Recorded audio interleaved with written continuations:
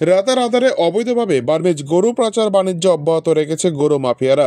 জানা গিয়েছে গতকাল অর্থাৎ বৃহস্পতিবার গভীর রাতে দুটি বার্মিজ গরু বোঝে বোলেরো পিকআপ গাড়ি আটক করে রামনগর দেওছড়ার স্থানীয় একদল যুবক মারধর করা হয় গাড়ি চালক ও সহচালককে।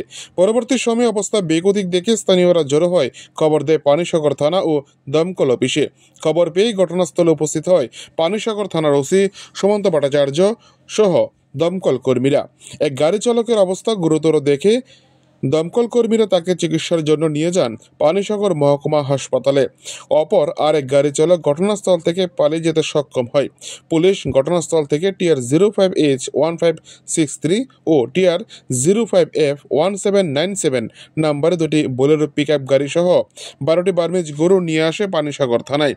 ওসি সুমন্ত ভট্টাচার্য স্থানীয়দের কাছ থেকে খবর পেয়ে ঘটনাস্থলে এসে ঘটনার সত্যতা প্রত্যক্ষ করেন। উনি জানান, স্থানীয়রা যদি কোনো অভিযোগ থানায় লিপিবদ্ধ করেন তবে উনি শক্ত হাতে তদন্তে নামবেন, নতুবা একটি সোমোটো আইনে মামলা নিয়ে তদন্ত শুরু করবেন। বর্তমানে বোলেরো গাড়ি দুটিকে নিজ হেফাজতে নিয়ে 12টি বার্মিজ গরুগুলোকে যুবরাজনগরের কালিকাপুরস্থিত বাবা গোরক্ষনাথ গৌশালায় হস্তান্তর করা হবে বলে জানা গিয়েছে। পানিসাগর থেকে নিজস্ব প্রতিনিধি রিপোর্ট, টিভি 100 বাংলা। আমরা খবর পেয়েছি ভোরবেলা যে দেওছড়া স্কুলের পেছনে দুটো ডিআই বোলেরো গাড়ি আটক করা হয়েছে এবং সেটাতে 12টা বিভিন্ন ব্রিডের গরু আটক করা হয়েছে, পাবলিক আটক করেছে এবং কিছু স্ক্যাটার্ড ইনসিডেন্টও হয়েছে, গাড়ি ভাঙচুর হয়েছে, একজনকে হয়তো একটু মারধরও করা হয়েছে পাবলিকের দ্বারা।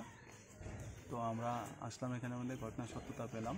ফায়ার সার্ভিস একজন লোককে হসপিটালাইজড করেছে। আর এখানে মধ্যে 12টা গরু আছে, গাড়ি দুটো আছে।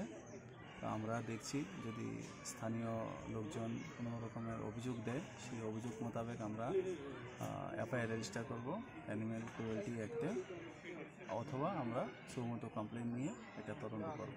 স্যার, গরুগুলো এখন আপনারা কি করবেন? গরুগুলো আমরা ভাবছি গৌশালাকে দিয়ে দেবো, কারণ আমাদের রাখার কোনো ব্যবস্থা নেই।